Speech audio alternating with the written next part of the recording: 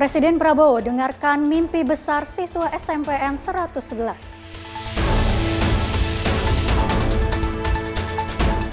Khofifah sambut kepulangan haji Debarkasi Surabaya.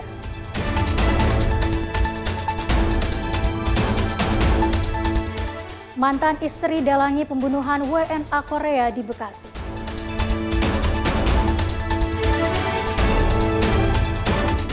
Nahkoda wanita ukir sejarah di Laut Arktik.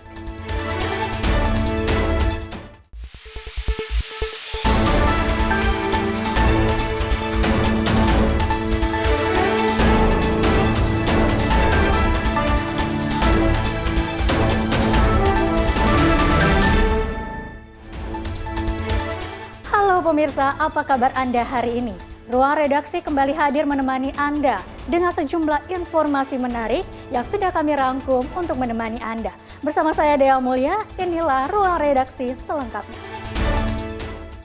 Menteri Sosial RI Saifullah Yusuf meninjau pembangunan Sekolah Rakyat Kabupaten Kupang NTT pada 31 Mei 2026. Sekolah ini ditargetkan rampung sebelum tahun ajaran baru dimulai pada Juli mendatang. Menteri Sosial RI Saifullah Yusuf meninjau pembangunan sekolah rakyat permanen di Kabupaten Kupang, Nusa Tenggara Timur pada Minggu 31 Mei 2026. Mensos menegaskan bahwa seluruh proses telah melewati tahapan yang matang. Berdiri di atas lahan seluas 10 hektar dengan kapasitas hingga 1.000 siswa, sekolah rakyat ini jadi yang pertama di NTT. Saat ini progres pembangunan telah mencapai hampir 75% dan ditargetkan rampung sebelum tahun ajaran baru dimulai pada Juli mendatang. Pembangunan fisik gedung permanen ini merupakan kolaborasi erat dengan Kementerian Pekerjaan Umum selaku eksekutor pembangunan. Tim redaksi Sinpo TV melaporkan. Menteri Pekerjaan Umum Dodi Hanggodo memastikan ketersediaan infrastruktur sumber daya air yang mendukung kebutuhan air bersih, produktivitas pertanian, dan ketahanan pangan daerah. Di Desa Lekunik, Kecamatan Lobalain, Kabupaten Rotendau, Nusa Tenggara Timur. Menteri Pekerjaan Umum Dodi Hanggodo mendorong penguatan pembangunan jaringan irigasi air tanah atau JIAT di Kabupaten Rotendau, Nusa Tenggara Timur. Pembangunan JIAT merupakan bagian dari upaya pemerintah memastikan ketersediaan air bagi lahan pertanian yang selama ini bergantung pada curah hujan, sehingga petani dapat meningkatkan produktivitas secara berkelanjutan. Menteri Dodi meminta pengembangan JIAT di Rotendau tidak hanya berfokus pada pembangunan sumur bor dan pompa air tanah, tetapi juga dilengkapi dengan saluran tersier yang disesuaikan dengan kondisi morfologi lahan. Menurutnya, keberadaan saluran distribusi yang memadai akan memastikan air dapat mengalir secara efektif hingga menjangkau area pertanian yang lebih luas. Diketahui, infrastruktur JIAT dibangun menggunakan anggaran pendapatan dan belanja negara atau APBN dengan nilai investasi sebesar 1,5 miliar rupiah. Fasilitas tersebut memiliki kapasitas debit air mencapai 9 liter per detik dan saat ini melayani kebutuhan irigasi lahan pertanian seluas 10 hektar. Tim redaksi Sinpo TV melaporkan. Presiden Prabowo Subianto meninjau pelaksanaan program makan bergizi gratis di SMP Negeri 111 Jakarta Barat. Kedatangan Presiden disambut antusias dan sorak gembira para siswa yang menyambut langsung kehadirannya di lingkungan sekolah.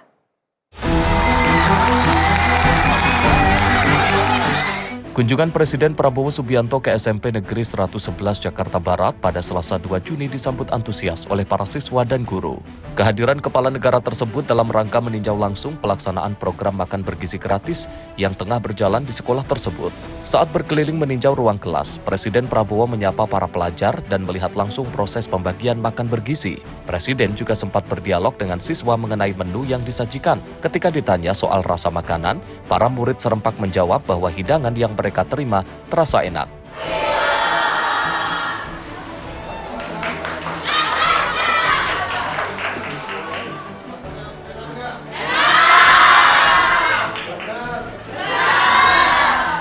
Suasana semakin hangat ketika Presiden Prabowo bernyanyi bersama siswa dan memberikan pesan agar mereka terus rajin belajar. Saat meninggalkan sekolah, Presiden kembali disambut sorak gembira para pelajar yang berebut ingin bersalaman meminta tanda tangan, dan mengabadikan momen tersebut dengan telepon genggam mereka. Tim redaksi Sinpo TV melaporkan. Program makan bergizi gratis di Cipanas, Kabupaten Cianjur, Jawa Barat memberikan dampak positif bagi ekonomi petani sayur. Program ini membantu petani dalam menambah modal usaha sekaligus memenuhi kebutuhan keluarga. Kepada Bapak Presiden Prabowo, terima kasih adanya program MBG. Saya sebagai petani ya lebih sejahtera, lebih nyaman. Di Desa Sinjang Jaya, Kecamatan Cipanas, Kabupaten Cianjur, Jawa Barat, petani sayur Ala Mulyana merasakan perubahan kondisi hasil panen sejak adanya program makan bergizi gratis. Ia menyebut harga sayuran kini mulai membaik dan hasil panen lebih mampu menutup biaya produksi. Ala mengatakan komoditas seperti pokcoy yang sebelumnya hanya dihargai sekitar Rp3.000 per kilogram, kini bisa mencapai Rp6.000 hingga Rp7.000 di tingkat petani. Kondisi tersebut menurutnya membantu petani memenuhi kebutuhan keluarga sekaligus menjaga keberlanjutan usaha tani. Alhamdulillah bisa kebantulah buat nutupin modal gitu. Untuk anak, untuk keluarga, untuk resiko sehari-hari keluarga gitu. Buat istilahnya buat makan lah istilah katanya. Oh alhamdulillah semenjak ada MBG sayuran itu bisa naik. Misalnya nih contoh, misalnya nih harga pokcoy misalnya ya.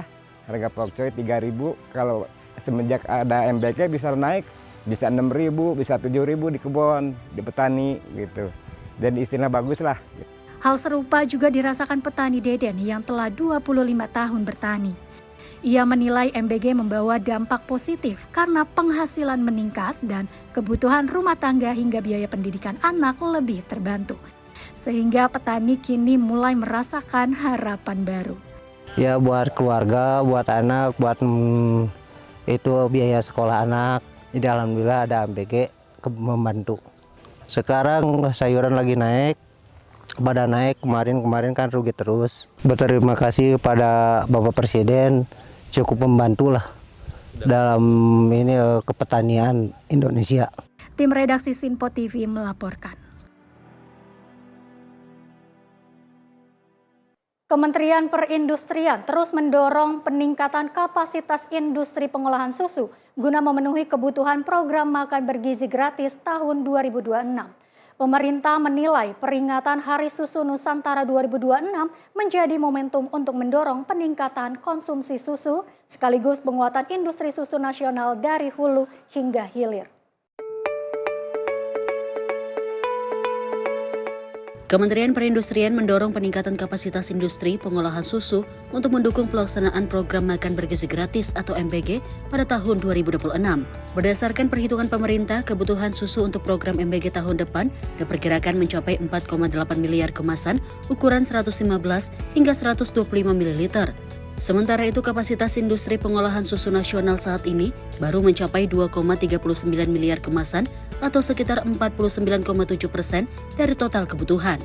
Kemenperin mencatat sudah ada beberapa perusahaan yang meningkatkan kapasitas produksi dan melakukan investasi baru untuk mendukung pemenuhan kebutuhan susu program MBG. Meski demikian, upaya peningkatan kapasitas dinilai masih perlu diperkuat. Pemerintah juga mendorong koperasi susu untuk masuk ke sektor pengolahan susu, sekaligus memperluas kemitraan dengan industri dalam negeri. Selain itu, Kemenperin menyiapkan program restrukturisasi industri dengan insentif penggantian biaya investasi untuk peningkatan unit pengemasan susu. Jadi kami di Kementerian Perindustrian, demikian juga industri sangat mendukung peningkatan konsumsi susu nasional ini, sehingga masyarakat Indonesia yang unggul di tahun 2045 bisa tercapai. Dan tadi kami sampaikan ada ruang gerak. Dalam pemenuhan susu MBG kami menyadari ini masih ada ketertinggalan dalam suplainya, mengingat memang selama ini kapasitas filling unit untuk volume yang ditetapkan di MBG ini masih belum sesuai dengan harapan, dan kami di Kementerian Perindustrian sangat mendukung dan melaksanakan program restrukturisasi. Jadi restrukturisasi yang kami laksanakan ini mendukung pemenuhan kapasitas unit filling di industri pengolahan susu dan juga di koperasi-koperasi yang ingin melakukan pengolahan sampai dengan ke susu siap saji, susu kemasan. Di samping itu, selain meningkatkan kapasitas produksi, Kementerian Perindustrian juga akan melakukan digitalisasi rantai pasok susu segar nasional. Pemerintah berharap penguatan industri susu nasional dapat memenuhi kebutuhan program MBG secara berkelanjutan, sekaligus meningkatkan konsumsi susu masyarakat Indonesia yang masih relatif rendah dibandingkan negara-negara ASEAN lainnya. Dari Jakarta, Sri Dewi Andayani, Rona Bayu, Sinpo TV melaporkan. Momen hangat terjadi saat Presiden Prabowo Subianto berinteraksi dengan para pelajar SMP Negeri 111 Jakarta Barat. Presiden mendengarkan langsung cita-cita siswa, mulai dari menjadi presiden hingga membawa Indonesia ke Piala Dunia.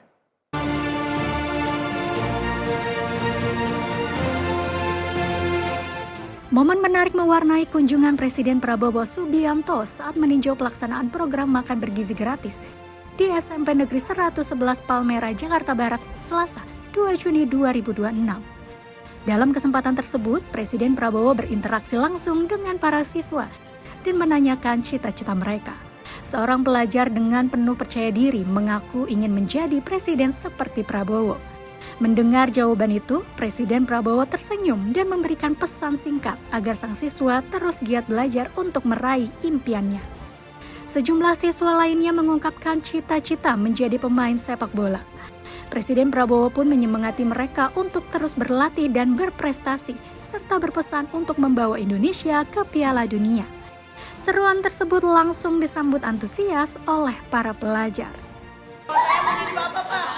Pak, saya menjadi bapak. Presiden, ya, Pak. Belajar. Ya, Pak. Ya, Pak. Ya, Pak.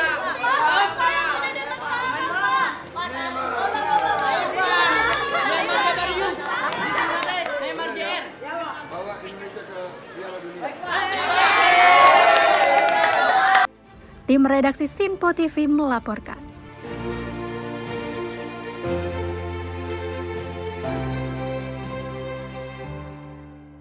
Kehadiran jet tempur Rafale jadi langkah modernisasi pertahanan nasional untuk menghadapi tantangan masa depan. Pesawat ini didukung teknologi modern yang memungkinkan operasi lebih efektif di berbagai kondisi.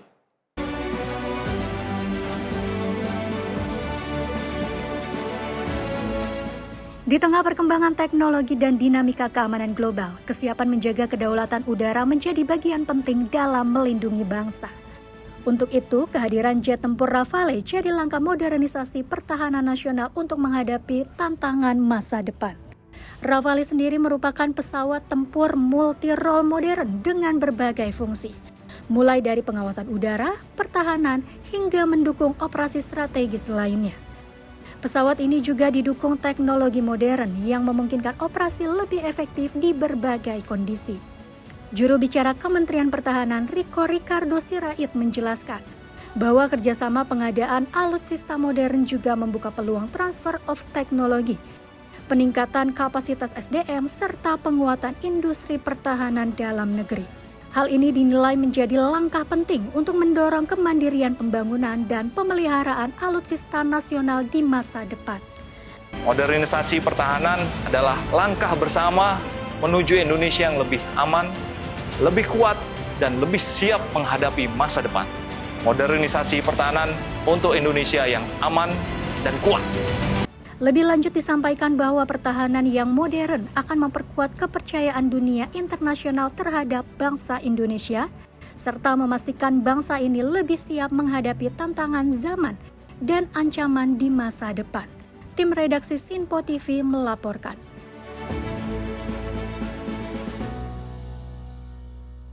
Warga desa Pasikuala Asahan, Kecamatan Pasiraja, Aceh Selatan, kini dapat menikmati akses yang lebih mudah dan aman setelah rampungnya pembangunan jembatan penghubung desa. Pembangunan jembatan menjadi bagian dari upaya pemerintah di bawah Presiden Prabowo Subianto untuk memperkuat dan mendorong pembangunan hingga ke wilayah pedalaman. Jembatan penghubung di Desa Pasikuala Asahan, Kecamatan Pasiraja, Kabupaten Aceh Selatan kini telah rampung dibangun dan dapat dimanfaatkan oleh masyarakat. Jembatan yang menjadi akses utama menuju pusat kecamatan tersebut dibangun oleh Satgas TNI Angkatan Darat untuk mempermudah mobilitas dan aktivitas warga. Sebelum jembatan dibangun, masyarakat harus menempuh jalur memutar akibat keterbatasan akses yang ada. Kehadiran jembatan membuat perjalanan warga menjadi lebih cepat, aman dan efisien, baik untuk aktivitas ekonomi, pendidikan, maupun pelayanan kesehatan. Warga desa Pasikuala Asahan mengaku bersyukur dan merasakan manfaat langsung dari pembangunan jembatan tersebut yang membantu memperlancar aktivitas sehari-hari masyarakat. Hingga saat ini, tercatat sebanyak 13 unit jembatan Aramco telah berhasil dibangun di berbagai wilayah pedalaman Aceh Selatan. Kehadiran jembatan tersebut diharapkan tidak hanya mempermudah akses transportasi, namun juga menjadi pendorong pertumbuhan ekonomi, serta membuka harapan baru bagi masyarakat dalam meningkatkan kualitas hidup. Jihan Nabila, Sinpo TV, melaporkan. 4 unit tenda darurat didirikan petugas gabungan dari BPBD, Dinas Sosial, serta TNI dan Polri di sebuah lahan kosong di Kemayoran, Gempol, Jakarta Pusat, Selasa dini hari. Keempat tenda tersebut nantinya dapat menampung hingga 500 jiwa korban kebakaran Pasar Jiung.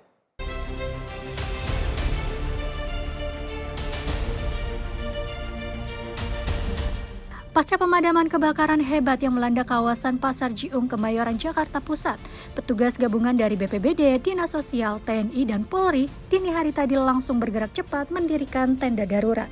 Sebanyak 4 tenda darurat didirikan petugas secara bahu-membahu di sebuah lahan kosong persis di samping lokasi kebakaran.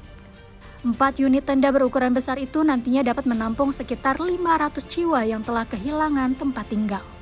Berdasarkan data sementara, kebakaran ini menghanguskan sekitar 250 unit bangunan rumah yang dihuni sekitar 300 kepala keluarga. Selain kerugian material, tercatat ada 10 warga yang mengalami sesak napas akibat menghirup asap tebal. 1 orang diantaranya sudah diperbolehkan pulang, sementara 9 lainnya masih dalam perawatan intensif di rumah sakit. Jadi malam ini juga insya Allah kita akan pastikan dirikan untuk tenda ini udah gabungan dengan dari BPBD, Dinsos, Polres Jakarta Pusat maupun Dandim, Jakarta Pusat. Sudah kita siapkan malam ini sebanyak mungkin. Nanti mungkin ada tambahan lagi tenda untuk diperkirakan untuk menampung sekitar 500 jiwa. Yang mana memang kita sudah datakan untuk korban kakaknya sekitar 300 kakak, kemudian untuk unit bangunannya sekitar 250 unit, untuk jumlah jiwa kurang lebih 500 orang. Dan untuk data kami sekarang, alhamdulillah terdata 10 orang yang sesak dari pernapasan dari akibat asap kebakaran ini. Sekarang masih penanganan di Rumah Sakit Hermina, 1 orang sudah dinyatakan sembuh, sudah diambil oleh keluarganya, kemudian 9 lagi masih dalam penanganan. Mohon doa, semoga tidak ada korban jiwa. Lanjut, kemudian kita sisir dengan pihak damkar juga di dalam. Untuk sementara tidak ada korban lain ataupun dampak dari warga yang terjebak di dalam. Hingga pagi ini, situasi di lokasi pengungsian masih dijaga ketat oleh aparat kepolisian dan TNI guna memastikan keamanan dan kenyamanan para korban kebakaran. Dari Jakarta Pusat, Riswanto Ahmad melaporkan. Wakil Ketua Komisi 10 DPR menyoroti banyaknya siswa sekolah yang terdampak pasca kebakaran di Pasar Jiung, Kemayoran, Jakarta Pusat. DPR lalu mendorong pemerintah Provinsi DKI Jakarta agar siswa yang terdampak dapat mengikuti ujian susulan. Ya, tentu kami meminta kepada pemerintah Provinsi DKI Jakarta untuk memberikan kesempatan kepada siswa-siswi kita yang terdampak. Jangan hanya gara-gara mereka menjadi korban kebakaran tersebut, kemudian hak pendidikan mereka tidak terakomodir. Sejumlah siswa menjadi korban pasca terjadinya kebakaran hebat di Pasar Jiung, Kemayoran, Jakarta Pusat pada Senin malam. Atas kejadian tersebut, sejumlah siswa tidak bisa ke sekolah dikarenakan buku, seragam, hingga perlengkapan sekolah lainnya ludes terbakar. Wakil Ketua Komisi 10 DPR, lalu Hadrian Irvani, meminta Kementerian Pendidikan Dasar dan Menengah untuk dapat berkolaborasi dengan pemerintah Provinsi DKI Jakarta. Hal ini dilakukan agar para siswa terdampak dapat mengikuti ujian susulan. Ya, tentu kami meminta kepada pemerintah Provinsi DKI Jakarta untuk memberikan kesempatan kepada siswa-siswi kita yang terdampak. Jangan hanya gara-gara mereka menjadi korban kebakaran tersebut, kemudian hak pendidikan mereka tidak terakomodir.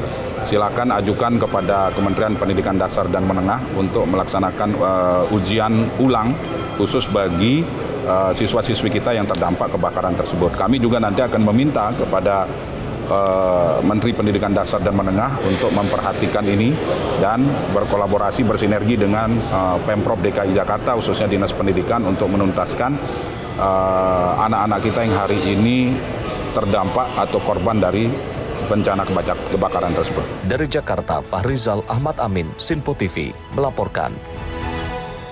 Pemprov DKI mengungkapkan 95% bencana kebakaran di ibu kota terjadi atas kondisi konsleting listrik di pemukiman masyarakat. Kedepan, Pemprov DKI akan segera mengurai permasalahan ini agar pemicu kebakaran dari konsleting listrik dapat berkurang. Oke, kalau Anda bicara case by case, agak sulit kita temukan. Tapi analisa kita, kebakaran di Jakarta 95% diakibatkan karena konsleting. Saya minta maaf, teman-teman tahu bagaimana situasinya. Wakil Gubernur DKI Jakarta Rano Karno menjelaskan penyebab kebakaran di Jakarta acap kali terjadi dari hubungan arus pendek atau konsleting listrik di pemukiman warga. Menurutnya hal ini menjadi realita terkini terhadap edukasi warga dalam penggunaan listrik yang tidak sesuai dengan standar yang disarankan.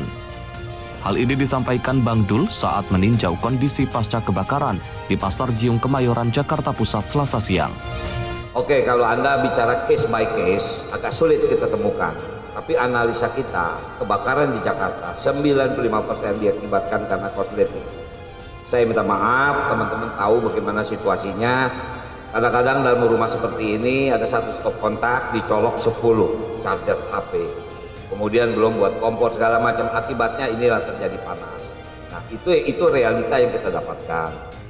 Kedepan, Pemprov DKI terus mengupayakan penyebab ini tidak terulang secara terus-menerus di setiap permukiman warga ibu kota. Dari Jakarta, Max Munte, Azizul Hakim, Sinpo TV, melaporkan. Pemprov DKI langsung melakukan trauma healing bagi korban kebakaran Pasar Jiung Kemayoran, khususnya bagi anak-anak. Meski dalam masa ujian akhir semester, para anak-anak yang terkena bencana kebakaran ini dapat mengikuti ujian susulan. Wakil Gubernur DKI Jakarta Rano Karno mengungkapkan pihaknya tengah melakukan trauma healing bagi korban kebakaran di Pasar Jiung Kemayoran, Jakarta Pusat. Saat ini, proses asesmen masih dilakukan bagi para korban, khususnya anak-anak yang terdampak bencana kebakaran ini. Di tengah situasi ujian akhir semester, Pemprov DKI memastikan seluruh anak dapat mengikuti ujian susulan di masing-masing sekolah atas dampak dari kebakaran. Trauma healing kita ada posko untuk psikologis, seperti tadi kita kunjungan. Ya bukan berarti jumlahnya sedikit. Ibu hamil di sini cuma terdata cuma ada 2 orang. Jadi dalam arti kata jauh lebih mudah dan juga kehamilannya tidak membutuhkan perawatan khusus di rumah sakit. Tapi kalau memang harus ke rumah sakit, Dinas Kesehatan kita ada di sini. Kepala Dinas Sosial Pemprov DKI Jakarta, Iqbal Akbarudin menjelaskan, saat ini pihaknya tengah melakukan asesmen bagi para korban kebakaran, khususnya anak-anak dengan berbagai penanganan. Karena memang kita himbau kepada masyarakat itu sekali lagi, situasi kebencanaan ini jangan membuat mereka putus harapan. Harapan terus ada dengan berbagai asesmen yang kita lakukan sehingga mereka di tengah-tengah keluarganya tetap dapat membuat keseimbangan sehingga kualitas hidup tidak terganggu, juga menghadapi kebencanaan juga dengan situasi fisik dan mental yang terjaga sehingga insya Allah dengan adanya pertemuan trauma healing kita ini juga dapat memperkuat kondisi warga masyarakat. Dari Jakarta, Max Munte, Azizul Hakim, Sinpo TV melaporkan. Perayaan Waisak Nasional 2570, Buddha Era menghadirkan Festival Lampion dan pertunjukan drone di Candi Borobudur, Magelang. 25.000 pengunjung menyaksikan perpaduan nilai spiritual dan teknologi modern pada Minggu malam 31 Mei 2026. Langit di atas Candi Borobudur perlahan dipenuhi cahaya indah dari ribuan lampion yang dilepaskan oleh peserta Festival Lampion Perdamaian Waisak pada Minggu malam 31 Mei 2026. Momen ini menjadi salah satu bagian yang paling dinantikan dalam rangkaian perayaan Waisak Nasional 2570 Buddha era tahun ini. Tercatat ada sekitar 2.570 lampion yang diterbangkan pada setiap sesinya. Sementara itu, jumlah pengunjung yang hadir diperkirakan mencapai 25.000 orang. Lampion-lampion yang diterbangkan secara bersama-sama ini menciptakan pemandangan magis, sekaligus menjadi simbol harapan, kedamaian, serta doa yang dipanjatkan oleh umat Buddha. Selain pelepasan ribuan lampion, perayaan Waisak di Borobudur tahun ini juga menghadirkan pertunjukan drone yang sukses mencuri perhatian. Sebanyak 570 drone diterbangkan secara presisi, membentuk berbagai visual di langit malam Borobudur, mulai dari simbol-simbol Buddhis hingga representasi Trisuci Waisak. Pertunjukan ini menjadi perpaduan apik antara tradisi suci dan sentuhan modern. Bersama ribuan lampion, drone show ini sukses menambah kesan khidmat bagi siapapun yang menyaksikan. Tim redaksi Sinpo TV melaporkan.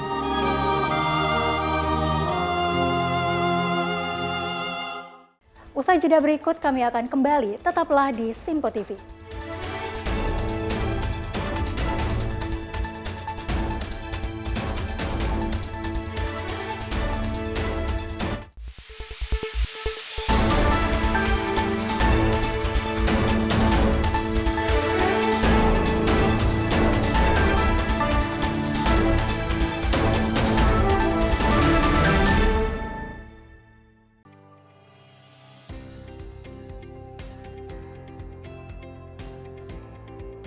Beragam informasi terbaru hadir menemani Anda sebelum memulai hari. Waktu terbaik dengan rangkaian topik terpilih, dikemas dengan ulasan yang mendalam.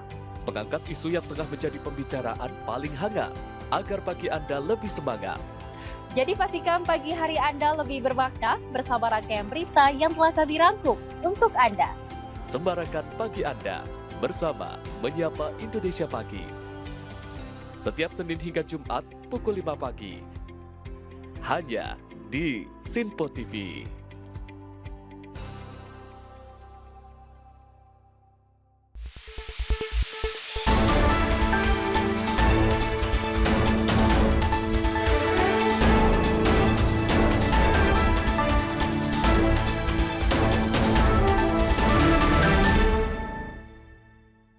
Terima kasih Anda masih bersama Ruang Redaksi dan informasi selanjutnya kami lanjutkan. Pemerintah terus mempercepat transformasi digital layanan publik melalui perluasan digitalisasi bantuan sosial atau Bansos.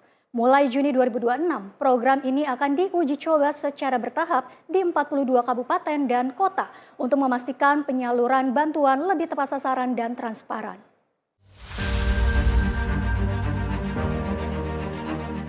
Kementerian Komunikasi dan Digital menegaskan, digitalisasi Bansos bukan sekedar pembangunan aplikasi, melainkan penguatan ekosistem layanan publik yang terintegrasi antar instansi. Dalam sistem ini, berbagai kementerian dan lembaga berperan secara fungsi masing-masing untuk memperkuat tata kelola data dan pelayanan kepada masyarakat. Program ini akan diuji coba secara bertahap di 42 kabupaten dan kota, mulai bulan Juni 2026, untuk memastikan penyaluran bantuan lebih tepat sasaran dan transparan. Bappenas mengawal tata kelola data, Kemendagri memperkuat identitas kependudukan digital, sedangkan Kemkomdigi memfasilitasi pertukaran data melalui Sistem Penghubung Layanan Pemerintah atau SPLP. Sementara itu, Badan Cyber dan Sandi Negara atau BSSN bertugas menjaga keamanan data dan para pemilik data sektoral menyediakan informasi pendukung untuk memperkuat proses verifikasi penerima manfaat. Pertukaran data antar instansi pemerintah berjalan lebih cepat dan terintegrasi. Ini adalah upaya untuk menciptakan data yang bersifat tunggal atau single source of truth. Melalui SPLP, portal Perlinsos yang dikelola Kementerian Sosial dapat terhubung dengan berbagai sumber data pemerintah untuk memperkuat proses verifikasi dan validasi penerima bantuan. Masyarakat nantinya dapat melakukan registrasi, verifikasi identitas, memantau proses pengajuan, hingga menyampaikan sanggah melalui portal Perlinsos. Tim redaksi Sinpo TV melaporkan. Juru bicara Partai Gerindra, Bahtera Banong, merespon perihal kedekatan Presiden Prabowo dengan Presiden kelima, Megawati, saat upacara Hari Lahir Pancasila di Gedung Pancasila Kementerian Luar Negeri, Jakarta pada Senin lalu.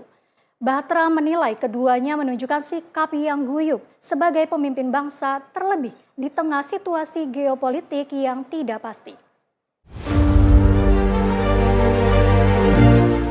Presiden sekaligus Ketua Umum Partai Gerindra Prabowo Subianto bersama Presiden kelima Megawati Soekarno Putri menunjukkan kedekatan saat upacara memperingati hari lahir Pancasila pada Senin lalu. Keduanya terlihat akrab dan guyup serta saling bergandengan tangan. Juru bicara Partai Gerindra Bahtra Banong mengatakan kedekatan pemimpin bangsa tersebut perlu menjadi contoh bagi generasi muda dan khususnya para elit partai politik. Pasalnya Bahtra menilai bahwa masyarakat Indonesia membutuhkan para pemimpin yang bersatu, terlebih di tengah geopolitik yang tidak pasti. Yang kedua adalah inilah sikap Pak Prabowo yang perlu dicontoh bagi generasi muda, bagi terutama para politisi kita ya, elit-elit kita, bahwa Pak Prabowo selalu menghargai para pemimpin-pemimpin terdahulu. Pak Prabowo setiap berpidato selalu mengajak bagaimana kita bersatu, bagaimana kita membangun bangsa ini dengan bersama-sama, kegotong royongan, karena memang kan kultur bangsa kita kan berbeda dengan bangsa-bangsa lain, dan ini patut dicontoh sikap seperti ini ya. Dari Jakarta, Fahrizal Ahmad Amin, Sinpo TV melaporkan. Wakil Ketua Komisi 10 DPR lalu Hadrian Irvani menanggapi instruksi Presiden agar seluruh pendidikan di beberapa jenjang dapat memperluas bahasa Prancis. Dirinya mengatakan pembelajaran bahasa Prancis dinilai perlu dikaji terlebih dahulu. Kami ingatkan bahwa silakan lakukan kajian, lakukan pemetaan, apakah jumlah lulusan tersebut mencukupi tidak untuk sekolah seluruh Indonesia, baik negeri maupun swasta. Wakil Ketua Komisi 10 DPR, lalu Hadrian Irvani, meminta Kementerian Pendidikan Dasar dan Menengah terkait instruksi Presiden Prabowo Subianto dalam penerapan bahasa Prancis di seluruh pendidikan, baik SD, SMP, serta SMA. Instruksi tersebut disampaikan Presiden Prabowo saat melakukan kunjungan kerja ke negara Prancis pada beberapa waktu lalu. Namun, lalu mengatakan, penerapan itu tidak bisa secara instan sehingga diperlukan pemetaan dan kajian terlebih dahulu. Adapun kejelasan yang nantinya akan diminta kepada Kemendikbud untuk mempertegas apakah bahasa Prancis akan menjadi mata pelajaran wajib atau hanya sebatas mata pelajaran pilihan. Kalau kita melihat yang disampaikan oleh Bapak Presiden bahwa di seluruh satuan pendidikan, artinya pengenalan dimulai dari siswa SD, SMP, SMA maupun SMK. Nah, bahasa Prancis atau bahasa lainnya itu pernah dulu ya dimasukkan ke dalam kurikulum menjadi salah satu mata pelajaran pilihan. Kami ingatkan bahwa silakan lakukan kajian, lakukan pemetaan berapa hari ini lulusan sarjana bahasa Prancis yang kita miliki di seluruh kampus-kampus yang ada di Indonesia. Apakah jumlah lulusan tersebut mencukupi tidak untuk sekolah seluruh Indonesia, baik negeri maupun swasta? Apa kebijakan tersebut seluruhnya langsung sekalian atau melalui tahapan-tahapan? Dari Jakarta, Fahrizal Ahmad Amin, Sinpo TV melaporkan. Menteri Pariwisata Widianti Putri Wardana resmi menyerahkan sertifikat halal kepada 5 perwakilan pengusaha UMKM di Desa Wisata Jatimulyo, Kulon Progo, Daerah Istimewa Yogyakarta. Sertifikat halal ini diberikan untuk membangun ekosistem pariwisata yang memberi manfaat ekonomi langsung bagi masyarakat lokal.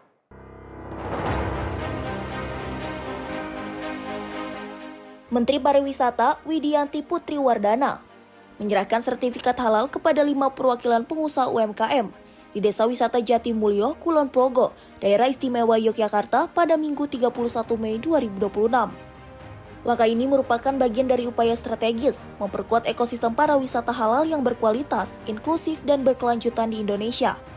Penyerahan sertifikat dilakukan bersama Kepala Badan Penyelenggara Jaminan Produk Halal Haikal Hasan sebagai tindak lanjut kolaborasi program percepatan sertifikasi halal bagi produk UMKM di desa wisata yang telah diperluas ke 1.500 desa wisata di seluruh Indonesia.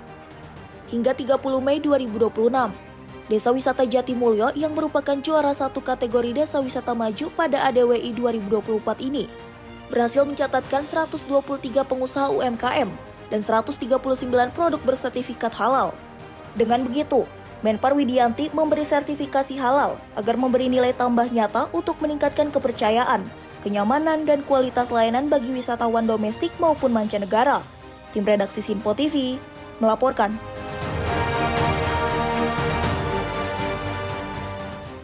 Ratusan jamaah haji kloter pertama debarkasi Jakarta Pondok Gede tiba di Bandara Internasional Soekarno-Hatta, Tangerang, Banten pada Senin malam. Pengelola bandara mengklaim proses kepulangan jamaah tahun ini lebih cepat dan efisien berkat penerapan berbagai fasilitas khusus yang disiapkan bagi para tamu Allah.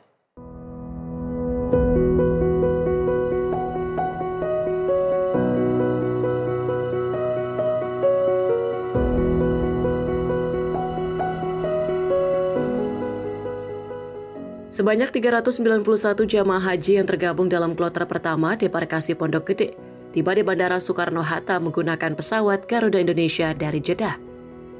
Setelah menyelesaikan proses kedatangan dan pemeriksaan imigrasi, para jamaah langsung diarahkan menuju bus untuk melanjutkan perjalanan ke asrama haji debarkasi. Pada hari pertama fase kepulangan, Bandara Soekarno-Hatta melayani 2 penerbangan haji dengan total 836 jamaah yang tiba dari Tanah Suci. Seluruh proses kedatangan dipusatkan di Terminal 2F yang telah dilengkapi berbagai fasilitas pendukung termasuk layanan imigrasi khusus atau seamless immigration untuk mempercepat proses pemeriksaan dokumen.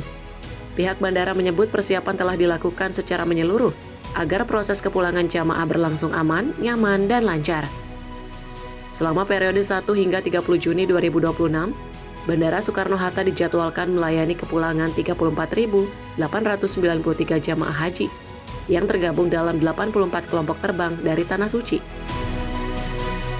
Dengan dukungan fasilitas khusus dan koordinasi lintas instansi, proses debarkasi diharapkan berjalan lebih cepat dibandingkan tahun-tahun sebelumnya. Tim jurnalis Info TV melaporkan. Gubernur Jawa Timur Khofifah Indar Parawansa menyambut kepulangan jemaah haji kloter 1 di debarkasi Surabaya. Sebanyak 378 jemaah asal Kabupaten Probolinggo tiba di Surabaya pada Senin malam 1 Juni 2026. Gubernur Jawa Timur Khofifah Indar Parawansa menyambut kepulangan 378 jemaah haji kloter 1 debarkasi Surabaya asal Kabupaten Probolinggo di Asrama Haji Surabaya pada Senin malam 1 Juni 2026.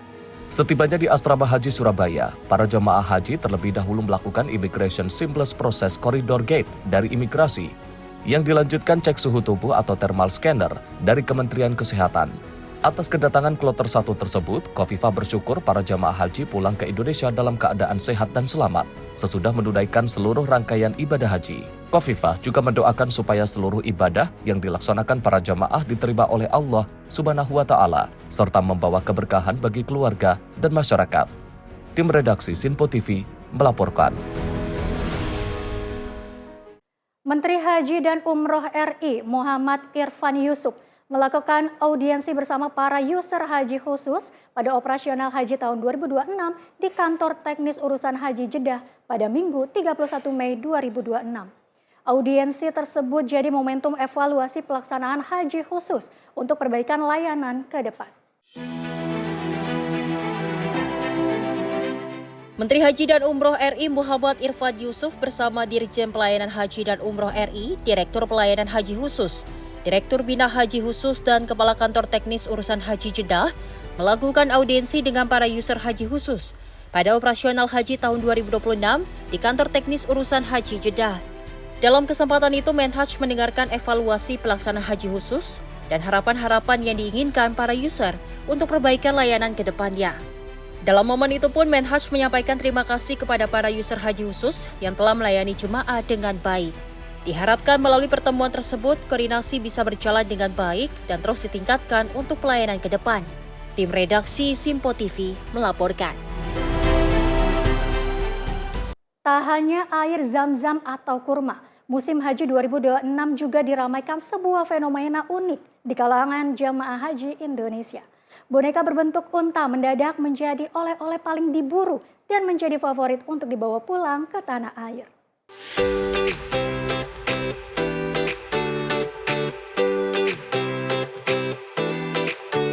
Di Bandara King Abdul Aziz Jeddah terlihat sejumlah jemaah haji membawa boneka unta dalam jumlah yang tidak sedikit. Bahkan sebagian dari mereka terpaksa mengalungkan boneka tersebut di leher karena koper sudah tidak muat menampung semua barang bawaan. Sedikitnya ada jemaah yang membawa lebih dari 1 boneka unta. 5 diantaranya bahkan digantungkan di leher agar tetap bisa ikut pulang ke Indonesia bersama sang pemilik. Udah onta. Buat siapa, Bu? Buat cucu. Cucunya 3. Ya karena ciri khas dari Arab kan onta. Iya, anak kambing di Indonesia banyak. Lalanya beli unta. Beli unta untuk cucu saya biar ada kenangan labbaik Allahumma labbaik dari tanah haram ini. Bagi para jemaah haji, unta dianggap sebagai ikon identik dengan Arab Saudi dan Tanah Suci. Tak heran jika boneka berbentuk hewan gurun ini menjadi pilihan favorit untuk anak, cucu, hingga keponakan di kampung halaman. Anak unta itu punya filosofi. Unta itu adalah hewan yang tahan panas, tahan jijik, meski di panasnya minta ampun tapi tetap kuat semangat. Kalau Bapak, kenapa Pak beliin cucu unta? Memang minta khusus atau gimana Pak? Iya, karena unta kan ciri khas dari Arab Saudi. Jadi sebelum berangkat sudah bilang Pak cucunya Pak? Iya. Sama yang beli yang bisa jalan 2 itu di koper besar. Untuk harga boneka unta beragam, mulai dari ukuran kecil yakni Rp50.000, ukuran besar Rp75.000, hingga versi unta robot seharga Rp25, menjadi daya tarik tersendiri bagi para pembeli di pasar oleh-oleh Mekah dan sekitarnya. Fenomena unik tahunan ini tak sekedar soal oleh-oleh. Lebih dari itu, boneka unta menjadi simbol kerinduan dan kasih sayang para jemaah yang ingin membawa pulang secuil kenangan dari Tanah Suci untuk orang-orang tercinta di rumah. Dari Jeddah, Arab Saudi, Ferdi Setiawan, Simpo TV melaporkan.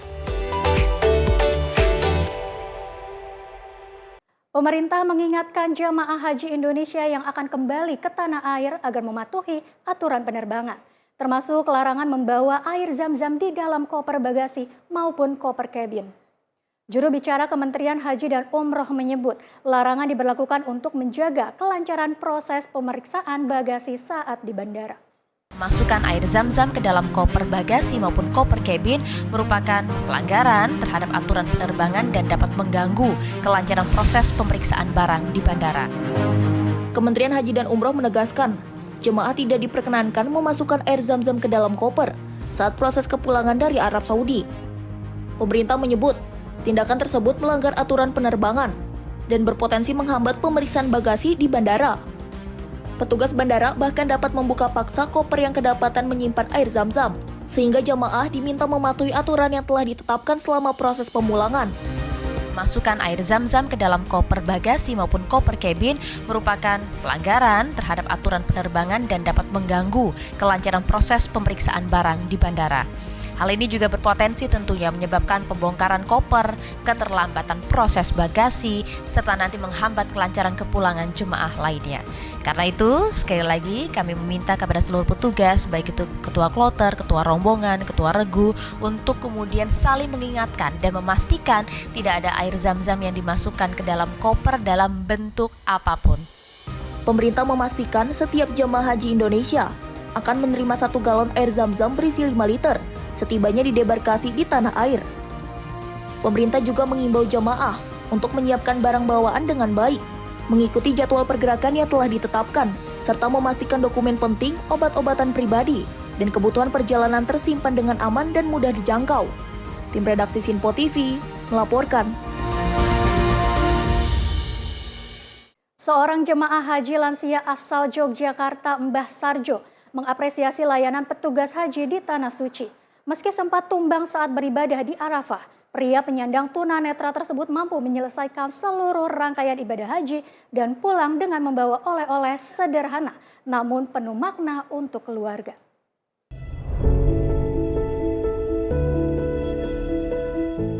Inilah Mbah Sarjo Utomo, jemaah haji asal Kulon Progo, Yogyakarta, yang menjalani ibadah haji dengan segala keterbatasan fisiknya. Di usia lanjut, ia tetap kuat menjalani rangkaian ibadah di Tanah Suci, meski tidak lepas dari ujian kesehatan. Tapi karena kondisi batuknya agak berat itu, batuk sekali ya. Batuk di mana, Mbak? Di Arafah. Batuk sangat berat sampai sempat pingsan, tapi yo terus kembali lagi ya. Puncak ibadah di Arafah menjadi momen terberat baginya. Kondisi tubuh yang menurun membuatnya sempat tumbang. Namun dengan pendampingan keluarga dan petugas, ia kembali melanjutkan ibadah hingga selesai. Tak hanya itu, demi keselamatan, sebagian rangkaian ibadah seperti lempar jumroh di Mina juga dibadalkan oleh anaknya yang menjadi pendamping setia. Di tengah perjuangannya, Mbah Sarjo tak luput dari rasa syukur. Ia mengakui banyak terbantu oleh petugas penyelenggara ibadah haji yang selalu siaga mendampingi jemaah lansia dan disabilitas. Saya juga terima kasih kepada semua pihak PPHIA telah mendampingi perjalanan saya ibadah di Madinah, Mekah dan Arafah itu. Saya terima kasih sekali kepada pihak PPHIA. Usai menunaikan ibadah haji, Mbah Sarjo menyiapkan diri untuk pulang ke tanah air dengan membawa oleh-oleh untuk cucu tercinta. Sebuah boneka unta kecil menjadi pilihan yang dianggapnya sebagai titipan kasih sayang dari tanah suci untuk keluarga di rumah. Ini bawa unta untuk cucu. Mobil-mobilan juga ini ya? Enggak, unta, cuma unta dengan sedikit kurma aja karena ya terkebatasan dana. Untuk gitu. cucu memang minta unta, Mbak? Minta unta, jiwaan unta untuk teman tidurnya gitu katanya. Minta yang besar. Perjalanan Mbah Sarjo menjadi potret ketulusan dan ketabahan seorang jemaah haji.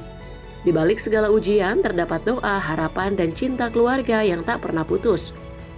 Dan dari tanah suci, ia pulang membawa cerita tentang keteguhan iman dan makna sebuah perjuangan.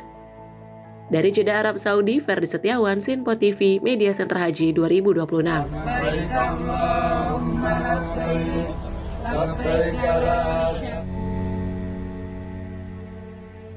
Usai jeda berikut ini, tetaplah bersama kami di Sinpo TV.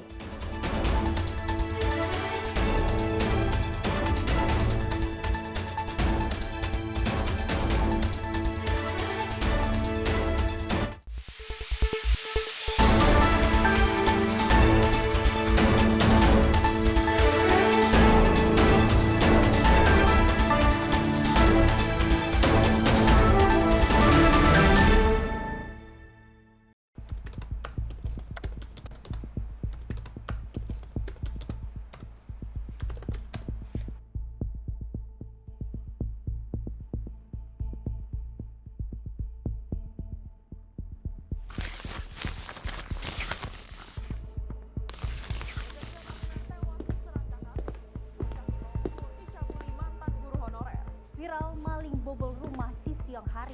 Polisi bongkar peredaran narkoba jaringan internasional. Dugaan pembunuhan mayat dalam drum belum terungkap. Lagi, lansia tewas dengan penuh luka bacok. Mengaku tidak dinafkahi suami, seorang ibu bunuh anak kandung. Treskrim Polres Goa mengepung rumah terduga pelaku pencurian di Desa Bontoala, Kecamatan Palangga. Sally, saat akan standby. diamankan. 3, 2, 1. Di balik setiap peristiwa selalu ada fakta yang tersembunyi. Saksikan catatan kriminal setiap Senin hingga Jumat hanya di Sinpo TV.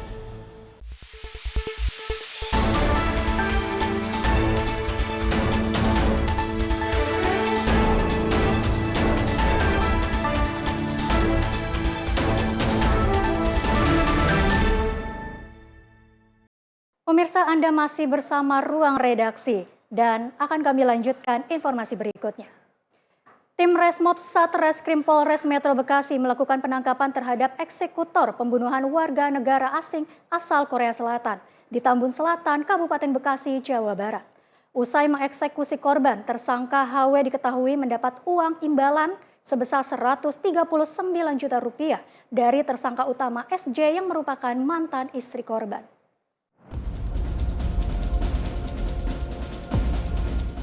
Beginilah detik-detik penangkapan tersangka HW, eksekutor pembunuhan warga negara asing asal Korea Selatan saat bekerja di toko material di wilayah Jati Mekar, Jati Asih, Kota Bekasi, Jawa Barat.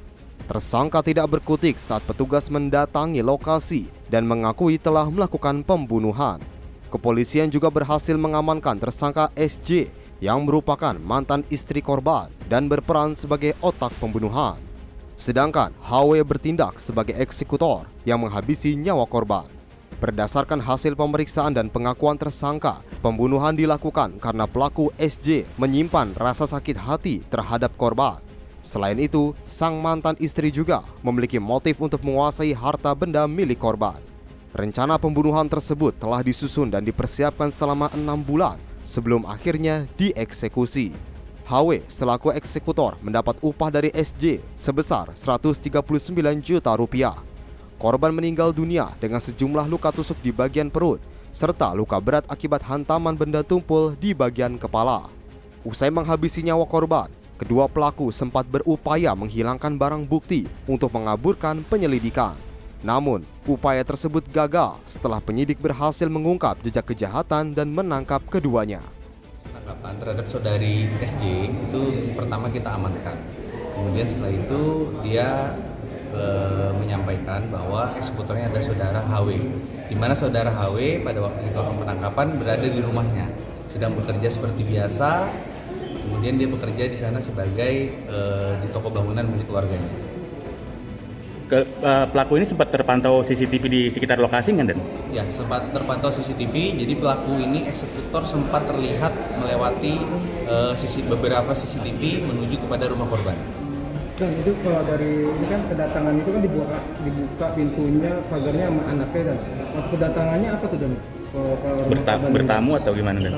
Jadi maksud kedatangannya itu, jadi anaknya itu pada waktu dia keluar, tersangka ini langsung masuk. Untuk masalah keterlibatannya sedang kita dalami. Si eksekutor dan pada waktu penangkapan tidak ada perlawanan. Mereka mengakui langsung ya? Kita tunjukkan bukti-bukti sehingga dia mengakui.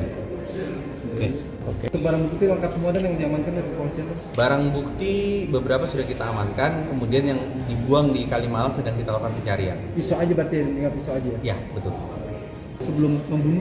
Sebelum membunuh dia jadi berjalan, kemudian pura-pura menelpon, kemudian yang bersangkutan menunggu di depan rumah korban sampai pada waktu itu saudari Ki, anak dari korban, keluar dari rumah, dia kemudian langsung masuk ke dalam pagar, langsung masuk ke dalam rumah, langsung eksekusi.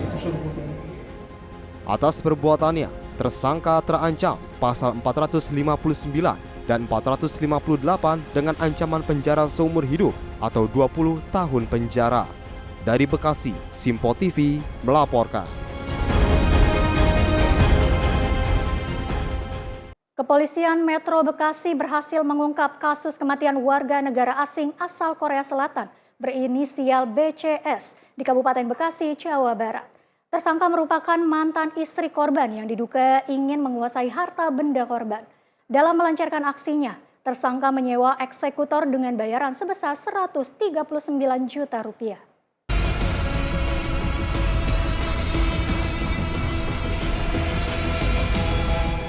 Tim Resmob Satreskrim Polres Metro Bekasi berhasil mengungkap kasus pembunuhan warga negara asing asal Korea Selatan, BCS 66 tahun.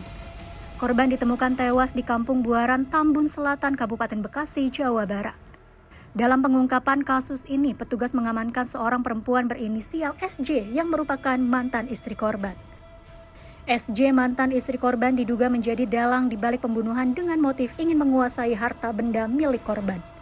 Untuk melancarkan aksinya, tersangka menyewa pembunuh bayaran berinisial HW dengan imbalan sebesar 139 juta rupiah.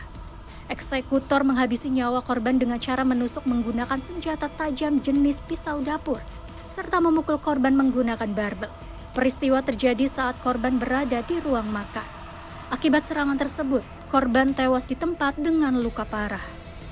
Menurut Kapolres Metro Bekasi Kombes Pol Sumarni, pengungkapan kasus berawal dari penangkapan SJ, mantan istri korban. Dari hasil pengembangan, petugas kemudian menangkap eksekutor HW di tempat kerjanya. Selain motif ekonomi, terdapat motif lain yaitu sakit hati. Tersangka merasa tidak diberi nafkah serta kerap mengalami kekerasan fisik dalam rumah tangga, termasuk permasalahan pembagian harta gonogini. Pelapor selaku anak korban menerangkan bahwa pada hari Rabu tanggal 27 Mei 2024 sekira pukul 14.30,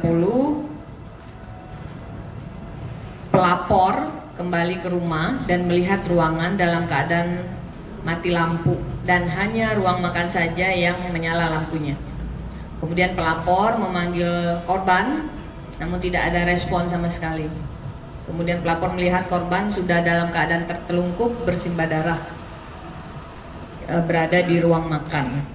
Kemudian pelapor menelpon bibi pelapor, saudara Heroni, kemudian menceritakan kejadian dan kemudian melapor ke Polres Metro Bekasi. Berdasarkan laporan tersebut, tim gabungan dari Satuan Reserse Kriminal Polres Metro Bekasi dan Polsek Tambun melakukan serangkaian kegiatan penyelidikan, olah TKP yang tadi saya sampaikan bersama unit idenya, ya. Kemudian melakukan serangkaian kegiatan scientific criminal investigation, kemudian uji laboratorium forensik terhadap barang bukti yang ditemukan di TKP. Dari hasil penyelidikan tersebut diamankan 2 orang pelaku yang diduga melakukan tindak pidana merampas nyawa orang lain. Yang tadi saya sebutkan, inisial SJ dan HW. Dari tangan tersangka, petugas mengamankan barang bukti berupa barbel dan palu yang digunakan untuk memukul korban. Sementara pisau buah yang digunakan untuk menusuk korban dibuang ke aliran Kali Malang oleh tersangka. Dan saat ini masih dalam pencarian. Atas perbuatannya, tersangka terancam pasal 459 dan 458 KUHP dengan ancaman pidana penjara seumur hidup atau 20 tahun penjara. Dari Bekasi, Muhammad Ridwan, Sinpo TV melaporkan.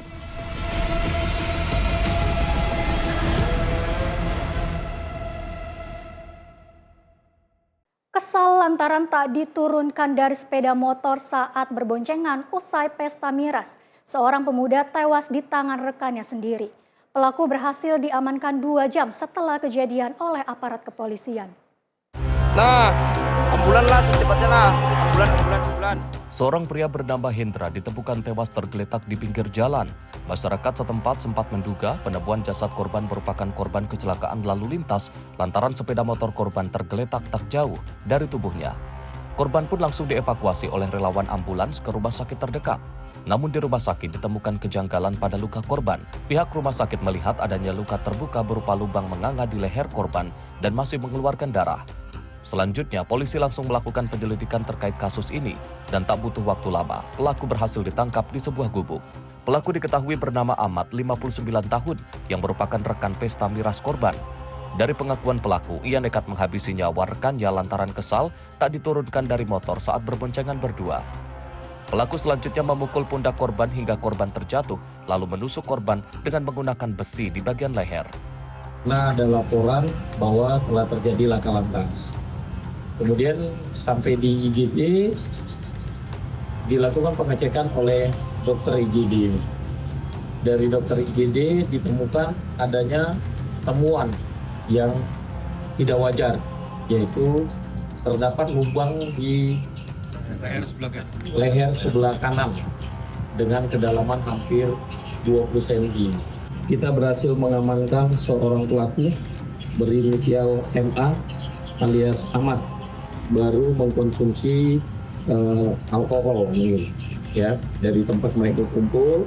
Kemudian yang bersangkutan dibawa pulang oleh si korban, tapi karena korban membawa motornya mungkin agak sedikit ugal-ugalan, yang si pelaku merasa tidak senang dan minta turun, memaksa turun. Pada saat dia paksa turun, si korban jatuh, kemudian dengan emosi dia mencari benda yang bisa dia gunakan untuk menusuk di bagian leher. Dari Banjarmasin, jurnalis Sinpo TV melaporkan. Seorang pria yang nekat mengaku sebagai anggota Resmob dan sempat menggasak rokok di sebuah minimarket, akhirnya berhasil diringkus petugas kepolisian tanpa perlawanan. Replika senjata api yang digunakan untuk menakut-nakuti korban juga diketahui hanya sebuah mainan korek api. Petualangan pria berinisial RAF, sang polisi palsu, akhirnya harus berakhir di balik jeruji besi setelah jati dirinya terbongkar. Tak membutuhkan waktu lama bagi pihak kepolisian untuk melacak keberadaan pelaku. Tim gabungan dari jajaran Satreskrim Polres Kulon Progo bersama tim Jatantras Polda Daerah Istimewa Yogyakarta bergerak cepat dan berhasil meringkus pelaku tanpa perlawanan di kediamannya di daerah Sleman. Selain menangkap pelaku, petugas juga berhasil menyita sejumlah barang bukti yang digunakan untuk memuluskan aksi kejahatannya. Di antaranya sebuah pistol bainan yang sekilas sangat mirip dengan senjata api, serta satu setel pakaian taktis bertuliskan Resmob. Barang-barang inilah yang digunakan pelaku untuk menakut-nakuti dan mengintimidasi karyawan minimarket. Dari hasil penyelidikan, pelaku sebelumnya melakukan aksi pencurian di salah satu minimarket di wilayah Sentolo, Kulon Progo. Dengan sangat percaya diri, pelaku masuk ke dalam toko dengan mengaku sebagai anggota polisi, lengkap dengan seragam resmob dan senjata di pinggangnya. Hari Minggu kami amankan terduga pelaku yang mengaku sebagai resmob dengan inisial RAF yang melakukan pencurian di salah satu toko modern di area Sentolo. Kemudian dari penangkapan tersebut ataupun pengungkapan tersebut kami amankan yaitu sejumlah barang bukti. Antara lain barang bukti yaitu baju yang dipakai oleh oknum tersebut yang bertuliskan dengan tulisan resmob, dan juga kami amankan senjata api korek mainan yang digunakan pelaku untuk meyakinkan korban untuk menjalankan aksi tersebut. Untuk setelah kami selidiki dan kami ungkap, pelaku bukan dari anggota Polri, melainkan dari masyarakat sipil biasa. Polisi gadungan tersebut kini harus mempertanggungjawabkan perbuatannya dan terancam hukuman penjara atas kasus pencurian dengan kekerasan. Dari Yogyakarta, jurnalis Simpo TV melaporkan. Seorang remaja ditemukan meninggal dunia setelah tenggelam di Curug Randu Kasang, Kabupaten Brebes, Jawa Tengah. Korban akhirnya ditemukan tim SAR gabungan setelah dilakukan pencarian sejak Senin siang.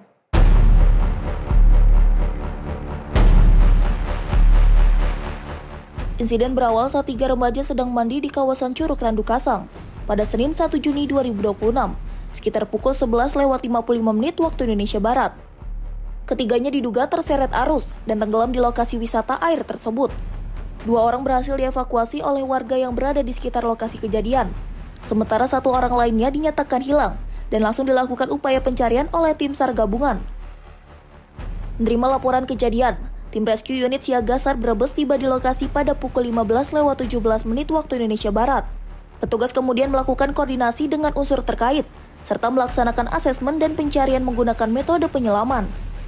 Korban diketahui bernama Wafi Muafa berusia 13 tahun, warga desa Rancawuluh, Kecamatan Bulu Kamba, Kabupaten Brebes. Perkembangan operasi SAR, kondisi membahayakan manusia, 1 orang yang dikabarkan tenggelam di Curug Randu Kasang, Kecamatan Ketanggungan, Kabupaten Brebes. Kami bersama tim SAR gabungan, yaitu dari Polsek Ketanggungan, kemudian dari BPBD Brebes, kemudian dari PNI Brebes, kemudian dari pihak Basarnas sendiri. Alhamdulillah untuk korban berhasil kita ketemukan pada pukul 16:15 waktu Indonesia Barat. Korban ditemukan dengan kondisi meninggal dunia, kemudian korban langsung dibawa ke rumah sakit. Setelah dilakukan penyisiran oleh tim SAR gabungan, korban akhirnya berhasil ditemukan dalam kondisi meninggal dunia. Jenazah korban selanjutnya dievakuasi ke RSUD Soekarno Ketanggungan untuk penanganan lebih lanjut. Tim redaksi Simpo TV melaporkan. Diduga menculik bocah, seorang pria paruh baya babak belur dihajar warga di Kampung Pasampe, Desa Pamempek, Kecamatan Pamempek, Garut, Jawa Barat. Aksi penculikan terekam CCTV saat pelaku membawa kabur korban.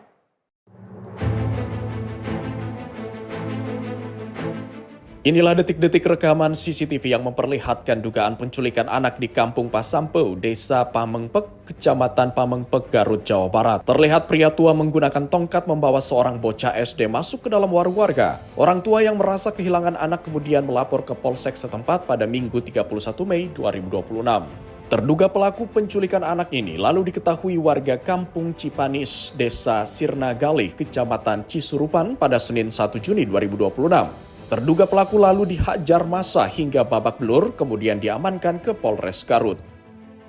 Betul, diduga pelaku ini saudara SM, umur 45 tahun, sudah diamankan oleh pihak Polsek Cisurupan dan Polres Garut.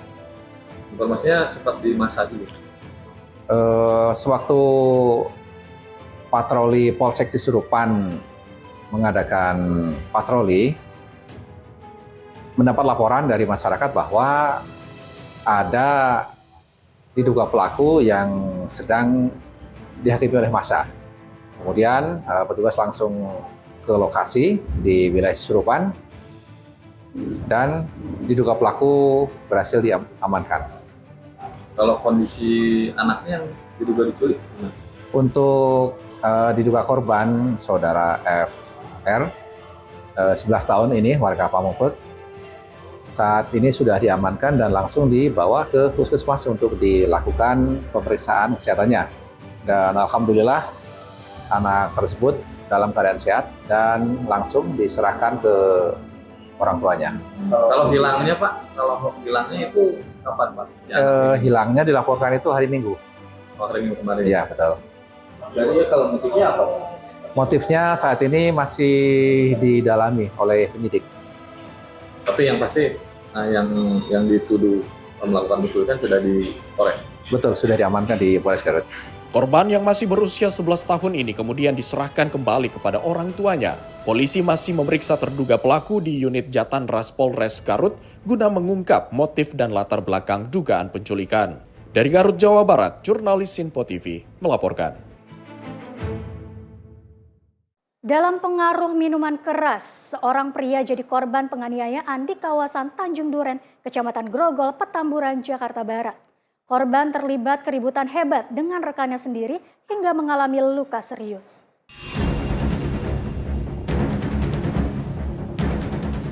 Rekaman kamera pengawas CCTV ini merekam detik-detik saat pelaku dan korban tengah asyik menikmati pesta minuman keras di salah satu kafe di kawasan Jalan Taman dan Mogot Raya, Tanjung Duren, Jakarta Barat. Namun naas karena dibawa pengaruh alkohol, korban dengan pelaku tiba-tiba terlibat adu mulut hingga akhirnya menimbulkan perkelahian sengit. Perseteruan antara pelaku dengan korban ternyata berlanjut hingga ke area depan toko dan berujung pada aksi kekerasan fisik secara sepihak. Berdasarkan hasil penyelidikan polisi, pelaku secara membabi buta menendang kaki korban hingga terjatuh ke jalanan. Kemudian kembali menendang bagian kepala yang mengenai hidung korban hingga terluka. Berbekal bukti CCTV, petugas unit reskrim Polsek Grogol Petamburan berhasil menangkap pelaku berinisial FDC, usia 31 tahun di wilayah Tanjung Duren Utara tanpa perlawanan. Dari hasil pemeriksaan sementara, pihak kepolisian menduga kuat pengaruh alkohol menjadi faktor utama pemicu terjadinya aksi penganiayaan. Polisi juga memastikan belum menemukan motif lain termasuk dugaan motif asmara rebutan wanita yang melatar belakangi insiden ini. Kami dari unit reskrim Polsek Grogol Petamburan kemarin baru saja berhasil mengamankan pelaku penganiayaan dengan inisial FDC umur 31 tahun, karena pelaku kita amankan di wilayah Tanjung Duren Utara, Grogol Petamburan, Jakarta Barat. Awalnya pelaku, korban dan saksi ini nongkrong sambil miras di toko miras Tipsy Time. Kemudian pelaku sempat cekcok dengan korban sampai keluar ke depan toko miras, masih cekcok, dan akhirnya pelaku menendangi kaki hingga korban terjatuh. Kemudian korban ditendangi bagian kepala yang mengenai tepat di hidungnya hingga hidungnya berdarah. Untuk mempertanggungjawabkan perbuatannya, kini tersangka FDC harus mendekam di balik jeruji besi Mapolsek Grogol Petamburan. Pelaku bakal dijerat dengan pasal tentang penganiayaan berat dengan ancaman hukuman 5 tahun penjara. Dari Jakarta, jurnalis Sinpo TV melaporkan. Seorang pemuda menggasak puluhan bungkus rokok di minimarket daerah Sentolo, Kabupaten Kulon Progo, Yogyakarta. Modus pelaku dengan cara mengaku anggota Resmo Polres Kulon Progo. Bahkan pelaku juga sempat mengeluarkan benda mirip senjata api di balik baju. Aksi seorang pemuda yang mengenakan kaos bertuliskan Resmo Polres Kulon Progo ini mendatangi minimarket di daerah Sentolo, Kabupaten Kulon Progo, Yogyakarta. Dari rekaman kamera CCTV, pemuda ini mendatangi kasir minimarket pada Sabtu 30 Mei 2026 dini hari, meminta kasir untuk top up e-money miliknya. Pelaku kemudian juga sempat menumpang mengisi daya telepon genggam di dalam area kasir dan mengaku sebagai anggota Resmo Polres Kulon Progo. Demi meyakinkan korban, pelaku sempat mengangkat kaos bertuliskan Resmob dan terlihat membawa sejenis senjata api yang diselipkan di celana. Pelaku menggasak puluhan bungkus rokok yang tersimpan di rak dan sejumlah barang yang ada di minimarket. Kasir yang sempat melihat pelaku membawa senjata api tidak bisa berbuat banyak. Saat pelaku kabur, korban kemudian melaporkan kejadian ke Polres Kulon Progo untuk ditindaklanjuti. Memang benar telah terjadi tindak pidana pencurian di wilayah Kecamatan Sentolong di salah satu minimarket yang terjadi saat dini hari. Untuk saat ini tim kami sedang melaksanakan penyelidikan dan mencoba untuk mengungkapkan kasus tersebut.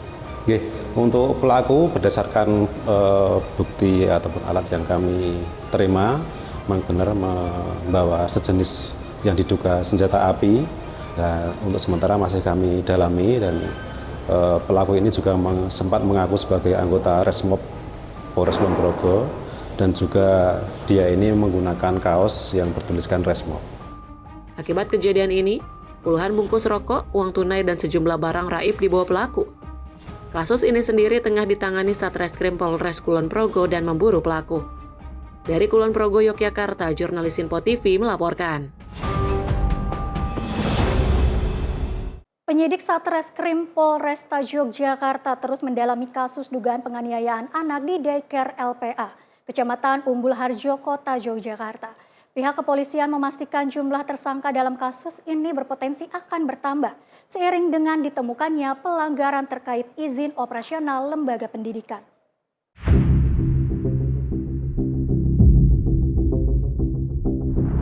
Penanganan kasus dugaan penganiayaan anak di Daycare LA Kecamatan Umbul Harjo, Kota Yogyakarta kini memasuki babak baru. Satreskrim Polresta Yogyakarta resmi menambahkan pasal 62 Jungto pasal 71 Undang-Undang Nomor 20 Tahun 2003 tentang Sistem Pendidikan Nasional atau Sisdiknas ke dalam berkas penyidikan. Pasal ini memberikan ancaman pidana penjara hingga 10 tahun bagi pihak penyelenggara pendidikan yang terbukti beroperasi tanpa memiliki izin resmi. Polisi menilai pasal ini sangat relevan digunakan karena Daycare LA diketahui menjalankan layanan penitipan anak tanpa perizinan yang sesuai dengan aturan.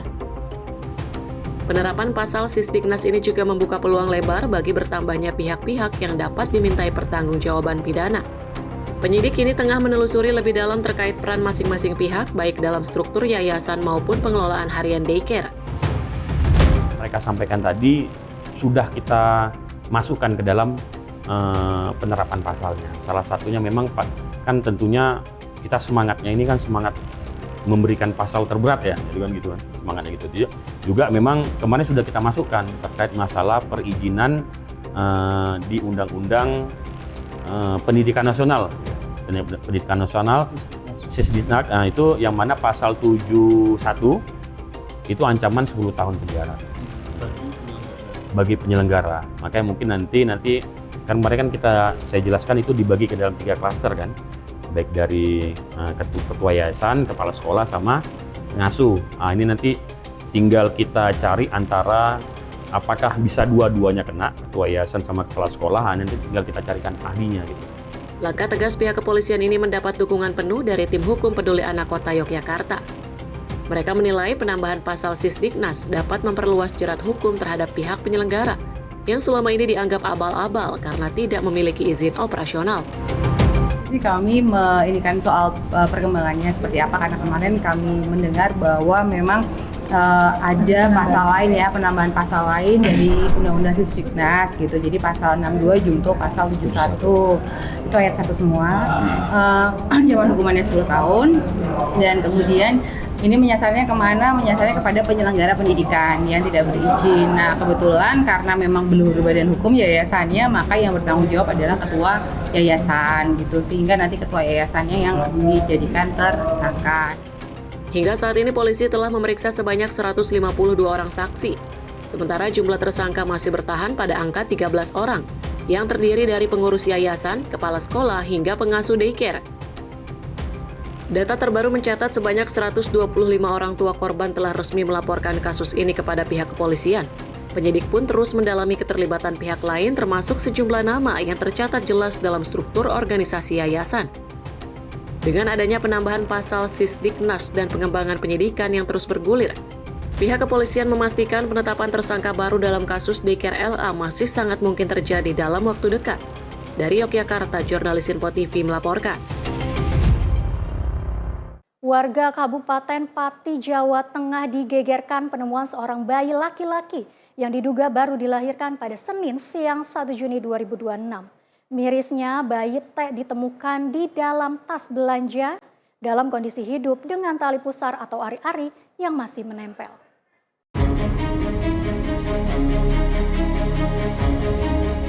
Penemuan bayi ini terjadi sekitar pukul 13.30 waktu Indonesia Barat, tepatnya di lorong Jalan Kamboja Gang 1 RT 01 RW 01 Desa Growong Kidul. Kronologi berawal saat seorang warga setempat hendak menuju rumah ketua RT untuk mengambil barang belanjaan. Di tengah jalan, saksi melihat sebuah tas belanja berwarna biru dongker tergeletak di lorong jalan dengan gerak-gerik mencurigakan.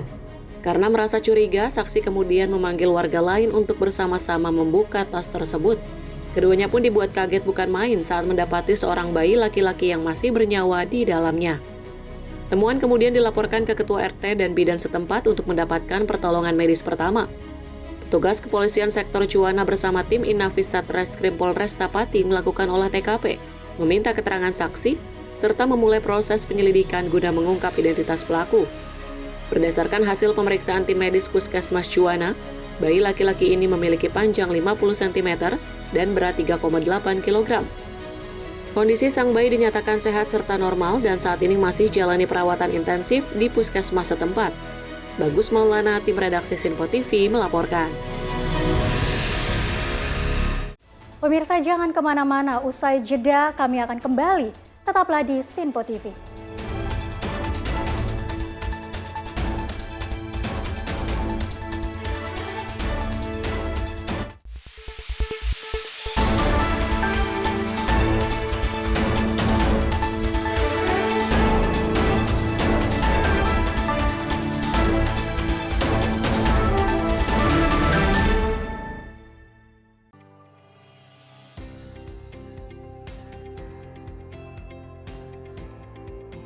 Beragam informasi terbaru hadir menemani Anda sebelum memulai hari. Waktu terbaik dengan rangkaian topik terpilih, dikemas dengan ulasan yang mendalam.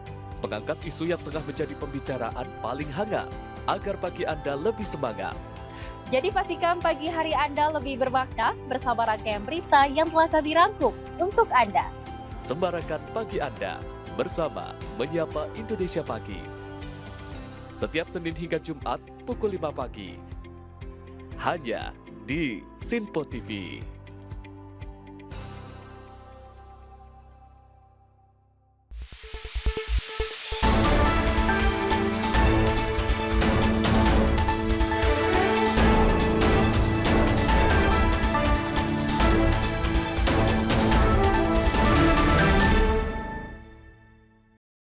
Pemirsa, Anda masih bersama Ruang Redaksi dan informasi kami lanjutkan. Ratusan warga di kota Nanyuki, Kenya menggelar aksi protes penolakan rencana pembangunan fasilitas karantina Ebola untuk warga negara Amerika Serikat yang terpapar virus tersebut. Massa menilai kebijakan itu berisiko bagi keselamatan dan kesehatan masyarakat setempat. Ratusan pengunjuk rasa turun ke jalanan kota Nanyuki pada Senin waktu setempat. Mereka membawa bendera Kenya dan menyuarakan penolakan terhadap rencana pemerintah Amerika Serikat dan pemerintah Kenya untuk menempatkan fasilitas karantina Ebola di wilayah tersebut. Dalam aksi itu, sejumlah peserta membakar barikade di jalanan sebelum petugas pemadam kebakaran datang untuk memadamkan api. Aparat keamanan juga diterjunkan untuk mengawasi jalannya demonstrasi. Para pengunjuk rasa menegaskan mereka menolak segala bentuk kesepakatan yang memungkinkan pasien atau warga Amerika yang terpapar Ebola dikarantina di Kenya. Sebelumnya, pemerintah Amerika Serikat menyatakan tengah mempertimbangkan pengiriman warga negaranya yang terpapar Ebola ke fasilitas khusus di Kenya, alih-alih membawa mereka kembali ke Amerika Serikat. Rencana tersebut memicu penolakan luas di Kenya. Pada pekan lalu, Pengadilan Tinggi Kenya memutuskan menangguhkan pembangunan fasilitas tersebut dan melarang masuknya pasien asing hingga proses persidangan selesai. Sementara itu, Organisasi Kesehatan Dunia atau WHO telah menetapkan wabah Ebola di Republik Demokratik Kongo dan Uganda sebagai darurat kesehatan masyarakat internasional. Hingga kini, ratusan kasus dan puluhan kematian akibat Ebola dilaporkan terjadi di kedua negara tersebut. Tim redaksi Sinpo TV melaporkan.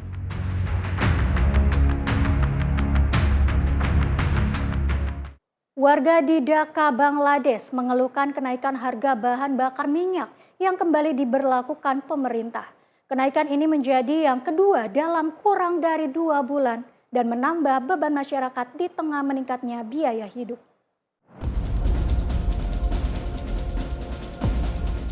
Antrean panjang kendaraan terlihat di sejumlah stasiun pengisian bahan bakar di Dhaka pada Senin waktu setempat. Pengemudi harus menunggu berjam-jam untuk mengisi bahan bakar menyusul pengumuman kenaikan harga oleh pemerintah.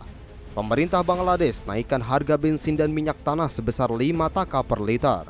Ini menjadi kenaikan kedua dalam 6 pekan terakhir setelah penyesuaian harga dilakukan pada April lalu. Warga menilai kenaikan berulang kali ini semakin menekan kehidupan kelas menengah dan masyarakat berpenghasilan rendah. Mereka menyebut hampir seluruh harga kebutuhan pokok turut terpengaruh karena berkaitan dengan biaya transportasi dan distribusi. তেলের জায়গায় সরকার যে ভর্তুকি দেয় এইটা নিয়ে আমি চাই না সরকার ভর্তুকি দেয়, তবে যে রেটে সরকার তেল কেনে এবং সেটা আমাদের পর্যন্ত পৌঁছাইতে মাঝে যে দুর্নীতি, এটা যদি সরকার বন্ধ করে আমার মনে হয় তেলের দাম এত দিতে হবে না, সরকারকে এই ভর্তুকিও দিতে হবে না। এখন আমাদের মতো মধ্যবিত্ত মানুষের জন্য 80 টাকার তেল 120 হইলে 120-এর তেল 140, তারপর 145, এটা একটা বড় ইম্প্যাক্ট করে আমাকে। Para pengemudi angkutan umum juga mengaku terbebani karena kenaikan tarif angkutan tidak sebanding dengan melonjaknya biaya bahan bakar. বর্তমানে 15 টাকা লিটার, 115 টাকা লিটার। আসলে তেলের দাম বাড়াতে যাত্রীগণ অনেক বেশি ভোগান্তি, আর পাশাপাশি এখনো ভাড়া তেমন বাড়ে নাই। তবে মালিকগর পাশাপাশি আঙ্গর অনেক লস হইতেছে তেলের দাম বাড়াতে। তবে আগের দামটা বা আর একটু কম বাড়তো যদি, তাহলে আঙ্গর মোটামুটি ধরনের একটু পোষায়। Pemerintah Bangladesh menyatakan penyesuaian harga dilakukan berdasarkan formula penetapan harga bulanan yang mengacu pada harga minyak dunia, nilai tukar mata uang, dan biaya impor. Bangladesh yang mengimpor sebagian besar kebutuhan minyaknya kini menghadapi tekanan akibat kenaikan harga energi global dan gangguan jalur pengiriman internasional. Tim redaksi Simpo TV melaporkan.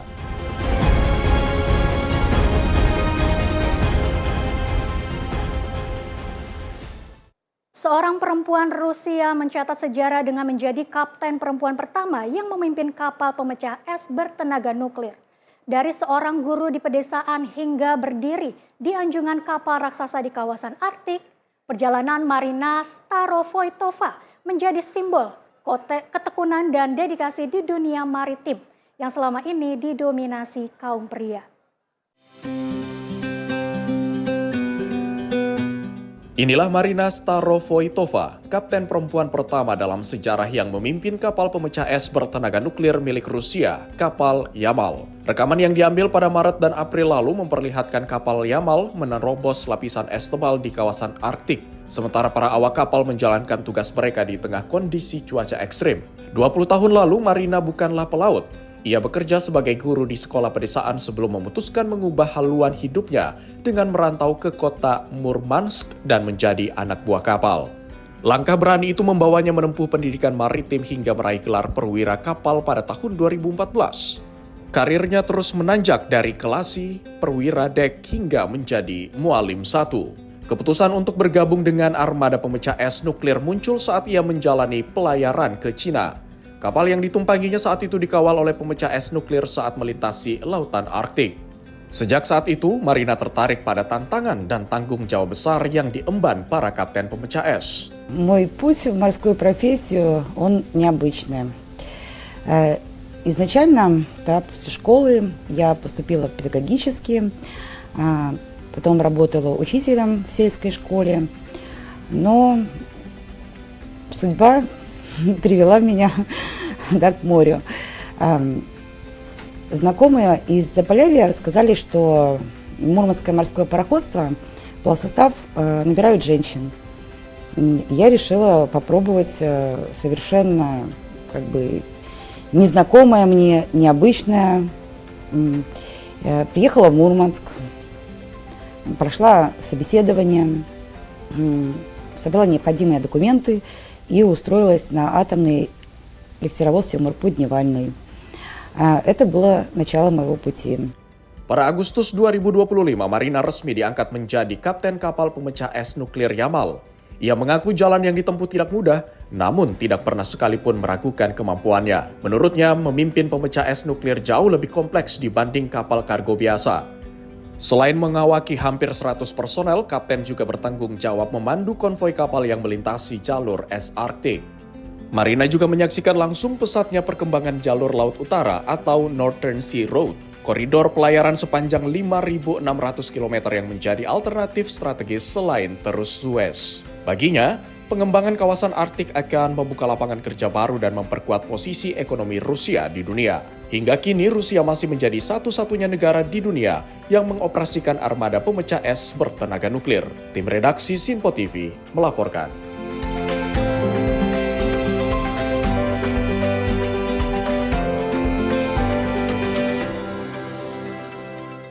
Fenomena langka terjadi di perairan Chile. Ratusan lumba-lumba terlihat berenang bersama dalam satu kelompok raksasa di lepas pantai Valparaiso, menciptakan pemandangan spektakuler yang jarang terjadi.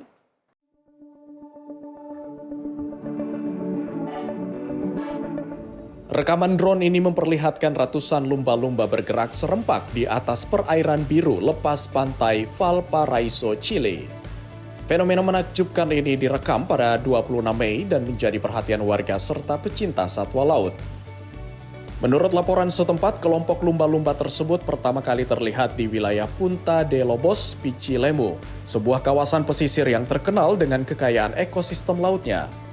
Para pengamat satwa laut menyebut kelompok lumba-lumba itu kemudian bergerak ke arah utara mengikuti arus laut di sepanjang garis pantai Chile.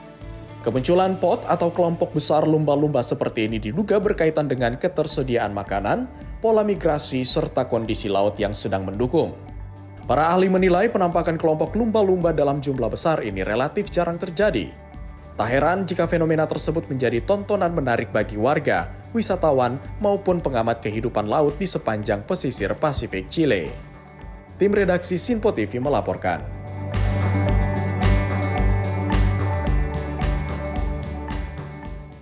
Suasana unik dan menggemaskan terjadi di Seoul Forest, Korea Selatan. Puluhan anjing peliharaan bersama pemiliknya berkumpul untuk mengikuti kontes tidur yang digelar di taman kota tersebut.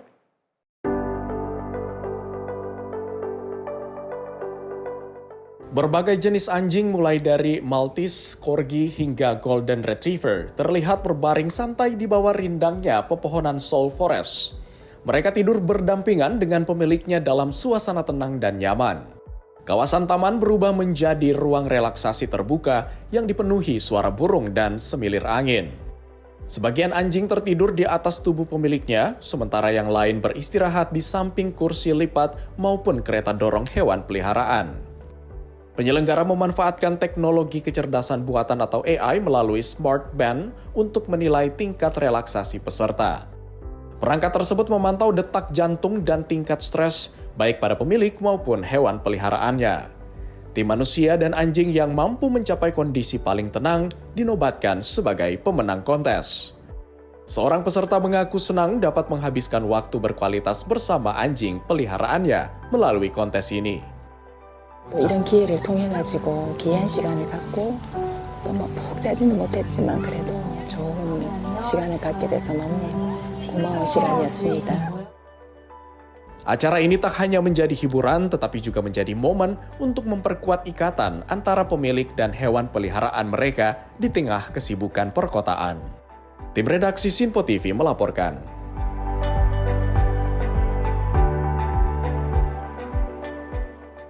Momen emosional dan penuh haru mewarnai pertemuan kembali seekor panda bernama Fubao dengan pengasuhnya yang berasal dari Korea Selatan di pusat penangkaran di Cina.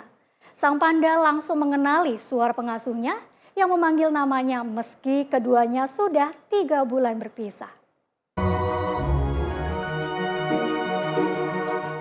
Seekor panda raksasa bernama Fubao kembali bertemu dengan pengasuh setianya Kang Cheol-won di pusat penangkaran panda Sanshuping, Provinsi Sichuan, Cina. Pertemuan ini menjadi momen pertama kali bagi keduanya setelah terpisah selama 3 bulan sejak kepindahan Fubao dari Korea Selatan. Dalam reuni tersebut, Fubao menunjukkan respon yang sangat luar biasa saat mendengar suara Kang Cheol-won memanggilnya. Panda betina ini langsung berjalan mendekat ke arah pagar pembatas. Ekspresi dan gerak-gerik Fubao menunjukkan kedekatan dan kebahagiaan yang sangat kuat terhadap Kang Cheol-won yang telah merawatnya sejak lahir di Taman Hiburan Everland, Korea Selatan. Kang Cheol-won sengaja datang ke Cina untuk memastikan kondisi Fubao di habitat barunya. Ia merasa lega setelah melihat respon positif Fubao. Reuni haru ini menjawab rasa penasaran publik mengenai proses adaptasi Fubao pasca karantina. Tim redaksi Sinpo TV melaporkan.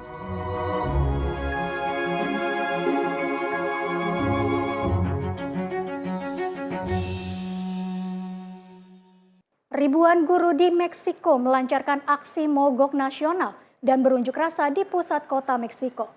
Aksi yang menuntut reformasi sistem pensiun dan kenaikan gaji itu berujung bentrokan dengan aparat kepolisian. Ribuan anggota Koordinator Nasional Pekerja Pendidikan atau CNTI memadati jalan-jalan utama di Mexico City pada Senin waktu setempat. Mereka berbaris menuju alun-alun Zocalo sambil menyuarakan tuntutan agar pemerintah mereformasi sistem pensiun dan menaikkan gaji guru hingga 100%. Ketegangan meningkat saat sejumlah pengunjuk rasa mencoba menembus barikade keamanan yang dipasang menjelang rangkaian acara promosi Piala Dunia FIFA 2026 di Meksiko. Aparat kepolisian merespon dengan menembakkan gas air mata untuk membubarkan massa. Sedikitnya, 2 guru dilaporkan mengalami luka-luka dalam insiden tersebut. Para pengunjuk rasa menilai pemerintah lebih memprioritaskan anggaran untuk persiapan Piala Dunia dibandingkan pembenahan sektor pendidikan. Salah satu tuntutan utama mereka adalah pencabutan Undang-Undang Pensiun ISSSTE tahun 2007 yang dinilai merugikan pekerja sektor publik. Karena tidak diizinkan mendirikan camp di Zocalo, para guru memilih menggelar aksi duduk di sejumlah ruas jalan pusat kota yang berpotensi mengganggu arus transportasi dalam waktu yang lebih panjang. Sementara itu, Kementerian Pendidikan Meksiko mengimbau agar aksi protes dilakukan secara damai dan mengajak perwakilan guru untuk melanjutkan dialog dengan pemerintah. Tim redaksi Simpo TV melaporkan. Pebulu tangkis tunggal putra Indonesia, Jonathan Christie berhasil melangkah ke babak kedua Indonesia Open 2026 di Jakarta. Kemenangan ini menjadi momentum kebangkitan bagi Jonathan setelah kegagalan di Singapura Open pekan lalu.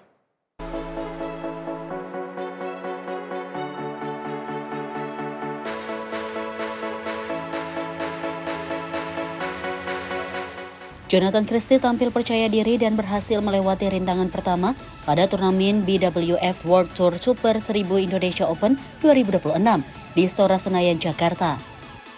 Hasil positif ini menjadi jawaban atas keraguan yang muncul setelah Jonathan tersingkir di babak pertama Singapura Open 2026 saat melawan Pranoy yang merupakan perwakilan India dalam pertandingan 3 game. Usai kekalahan tersebut, Jonathan mengaku langsung mengalihkan fokus ke Indonesia Open. Dirinya menjadikan hasil di Singapura sebagai bahan evaluasi untuk memperbaiki permainan serta memulihkan semangat bertanding. Jonathan kini berpulang melaju lebih jauh di turnamen prestisius tersebut. Kemenangan di babak pertama menjadi sinyal positif bagi harapan Indonesia dalam meraih prestasi di kandang sendiri. Ya, puji Tuhan bisa lolos ke babak berikutnya. Yang kedua, ruangan preskon ini gede ya. Di sana.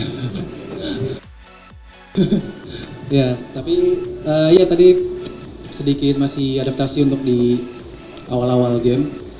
Dan ya pasti setiap di suatu turnamen babak pertama itu pasti nggak mudah karena adaptasi lapangan, kondisi itu juga cukup mempengaruhi.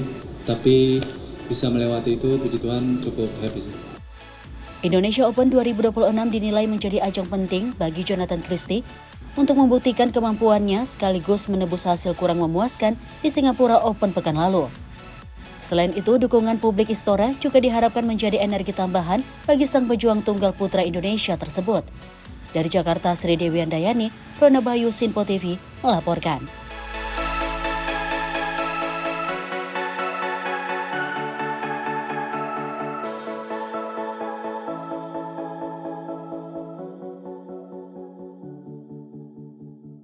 Informasi tadi sekaligus mengakhiri jumpa kita dalam ruang redaksi kali ini. Mewakili kru bertugas, saya Dea Mulya mengucapkan terima kasih dan sampai jumpa.